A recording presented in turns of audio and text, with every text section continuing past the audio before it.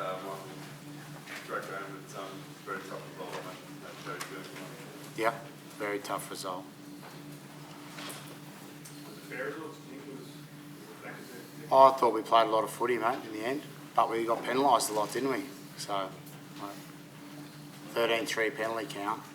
And that cost you field position, cost you territory, field position and territory, and then obviously points as well. So can't win a test match. We're giving away that many penalties, or that big a difference between the two teams. Impossible. Are you happy with the manner of those? That's something I'll be dealing with Alan Rolland about afterwards. He's the referee's boss, so I'll go through the proper channels as opposed to making it an issue out here and see if we can get something, but I doubt it. Michael, do you think Rory was obstructed in that second try? I didn't really get a look at it, but mate, you know, it's all about consistency of the application of the laws. Pocock was taken out about 10 metres beyond the maul. It's something that we would have got penalised for against New Zealand a few weeks ago. I think that's the thing. And I don't want to. Ireland played well, and they deserve to win because they put us under pressure in the first half in particular, and we got too far behind. And even with you know there's going to be some of that happening. But second half, I was very pleased with the performance. You can't. That's something we'll learn. You know, you can't come for just one half like we did in Scotland, and we got away with it. This time we played a lot better this time in the second half. We played some really good rugby, and just didn't get enough pay in the end. Stephen, out on the field, did you feel like Australia was being unfairly penalised, or going against you a bit more than it should be? Well, it was going against us, yeah, that's for sure. But like Cheika said, mate, we'll deal with it in the appropriate way. Steve, did you feel that there was communication issues as well? I know you had issues with that in the past with French referees. No, that was fine. What was the interpretation that was frustrating? Not to be critical of the referees that we don't allow now, but what was the frustrating thing for you on the pitch? We have to do that stuff with the refs, mate. They've Yeah, told us that we right. can't talk about it in public because they don't want it going. The interpretation's being made in public. That's the edict they've given us, and that we can't say anything about it. We'd love to, but we're not allowed to. So, I don't want to get myself in any strife. And, I think we've made the point clear, and we'll go through the proper channels with Alan Rolland, and then we'll get on to the game. Is that cool? You conceded three penalties today. There was only 4 against New Zealand last time, 4 against Chicago. Do you think Ireland are doing something different to the rest of you? Don't know, mate. I'm sure they're obviously very well disciplined. Can you analyse that game, Michael? Sorry? Can you analyse that game without refereeing such an influence? Can you take him out of it? I mean, where was the winning of the game? Can you take that out of it? Oh, mate, I just, so if you take without talking about the decisions themselves, if you take the penalties out of it, obviously there's lots of field position and lots of territory. And also, I think we're a little bit frustrated by the consistency of the maul held up rule, and how quick for one but not for the other. But that hurt us a bit. We felt we had a couple ourselves. So it really just creates field position, and Ireland did well. They took their field position and they kept the ball. They had a good consistency with the ball. They put a try. They scored a couple of tries in the first half. We didn't, a little kick in behind. We needed to sort that out. Can't let that bounce around back there. And then the second try, there was a big hole in the defence. But after we dominated that section of the first part of the play there, we had them on the back foot, and then there was just a big hole in the defence. I'm not quite sure why, and the guy runs in untouched. But I was really pleased in the second half because we played some really good rugby, and that's what we said. I'm not going to change my tune from day one when we got here. We want to play good footy. We just got to play it for longer, and obviously after this game, we've got to try to be more disciplined, because that a spread of penalties that large, you can't win a game with it. Michael, with the comeback, you lost a lot of momentum in attack, both with those refereeing decisions and with the choke tackles, but you came back anyway. How did Side get around those issues? Well, we just had to, mate, I think pretty simple, run a bit harder and ruck a bit harder. We got more on the front foot through a bit more physicality, and couldn't get anything going in the first half because we kept getting turned around by it. First possession we had was probably after about 10 minutes, and we made a big long break, and then unfortunately we threw the ball away. We need to keep those balls, like little things like that.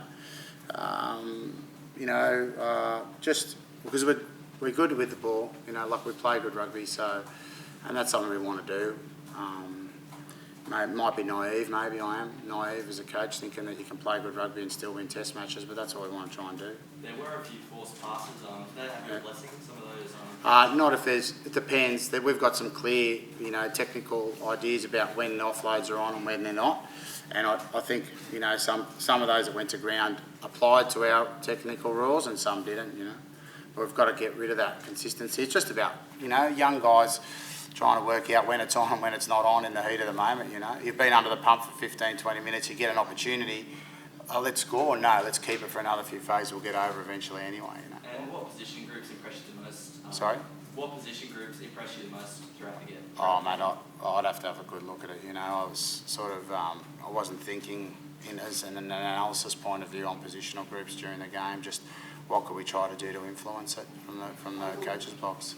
Michael, you got ahead at the hour, at which point Ireland are fairly confused defensively, in the sense they've got all the wrong players in the wrong positions, or the right players in the wrong positions, if you like. So just leaving the referee out of it, because the penalty comes quite low in that period after the hour when you're ahead. What should you have done, or what would you have done? I think we did the right thing. We made a lot of line breaks. You got to finish, obviously. We made a lot of line breaks. We had the opportunity down where they called a knock on down here, which where we really should have put that one away. I'm not quite sure where the knock on was, but we got it, and we stay down there in that territory, and then I think that's followed up by a penalty, and you lose your field position. So, but I don't think what we could have done in the second half perhaps was just get some of our exiting our own territory a little bit better. We 2 kickoffs, we put ourselves under a lot of pressure. One, we didn't get back. One, we went out the back and tried to skin them out wide, and the guy come and made the hit. We cleared it in the end, but a bit more effective around those things. I think we could have made a little bit of difference. And just, that's the most effective. Anybody's played on rolling ball. Did you do anything different, or what did you? How do you mean, to defend it, or? You defended the Irish rolling ball. Were you pleased with that? Yeah, mate, not one. There was one in the first half they pushed us a fair way, and that's not acceptable. The body height was too high, You just got to get lower and get in position. It's not rocket science, And that's a mentality, and that I think epitomised our mentality in the first half, where we're looking to get the game going, but we weren't prepared to do the detail and the grunt work to get ourselves in there at that stage. Then second half we decided we wanted to do it. That's not enough because we're too far behind. Sorry? Sorry? Oh well, let's say 40 minutes better, I suppose. I think that's where But mate, I haven't really thought about it too much. Everything's been focused on this game, and we'll start working on that tomorrow. More broadly, the Grand Slam dream was over. How disappointing is it to end in circumstances like this? Yeah, very, very disappointing. I think the manner of it too, the way that sort of controversy around a lot of those things. But, mate, it's not dented my enthusiasm for the tour at all. Like, we've had a great tour so far. We've improved a lot, I think, as we brought in new players. There's a lot of new players in our squad. And this is what we came here to do. We brought a lot of guys here to get in the heat of these cauldrons and make better decisions and learn how to play. And we'll keep doing that over this year and next year, and then get our mix right. So we'll be hurting a lot obviously tonight, and then tomorrow we'll dust ourselves off and get ready for next week.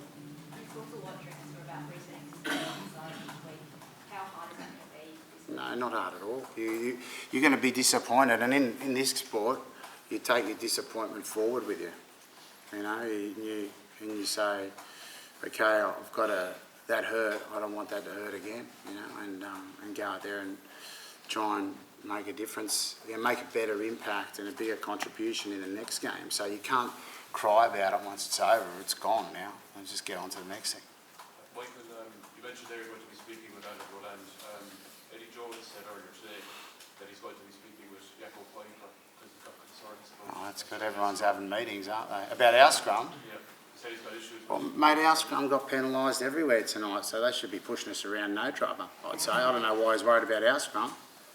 Or why he thinks, I'm not sure what we're doing wrong, but anyway, that'll be a conversation for next week, perhaps, when we get to England. This is a recurring theme, though, with officials. problem here at the moment is between officials and coaches. It's been repetitive throughout every game in November. Is that fair enough? Mate, I don't know. I think it's, I don't know. There's no problem for me with the referee. I've got no problem with the referee per se. Well, the issues for us are the decisions in the game, not the relationship between the people. They're the human relationships you have, you know what I mean? It's about the consistency of what we're doing. That's what will be the discussion, not about oh, that guy or this guy. It'll just be, you know, and everyone's got their own opinion, I suppose, but that was ours today, and like I said, I think, you know, everyone saw it out there, so felt it, but we've got to do it through the proper channels to make sure that we can try and affect what we feel change it's necessary. But if change doesn't happen, then it doesn't happen. Can't do anything about it. We're outside of that scope. You still feel like you can get any traction there? No, not really. We've had a few meetings with Arnold and tried to do it that way, but you know, maybe just got to wear it. I don't know. We'll discuss it and we'll see what happens. Last couple of guys, we're good. Stephen, you've gone through the 100-cap barrier yourself. What are your thoughts on Rory Bass to achieve that today? Yeah, mate, I think it's important with all the, you know, everything else that went on in the game, that is the big moment for him, you know, and it's a great achievement for him personally and for everyone that's helped him get there. So, you know, it's full credit to the hard work he's put in over his career, and they deserved it tonight. Steve, do you think it was a turning point, Steve, for the game?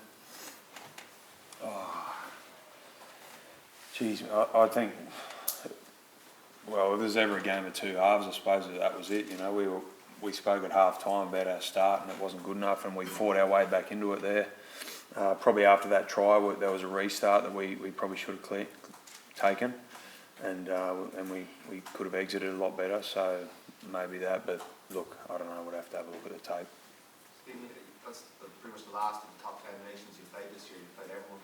Probably best place to gauge the kind of the standard across the board. What sort of opponent are in the play against the standard and the kind of things that you're doing? Yeah, they're right up there, mate. I think that, like I said yesterday, I think there's a group of teams there on any day can get a result if they play well. So you saw that today, didn't you? Michael, excuse me. Michael talked about the improvements you made on this tour. Just from an England perspective, how much better are you going into Twickenham than you felt you were in June? Oh, mate, look, we'll see next Saturday, I suppose. There's no point talking about it now. Ready?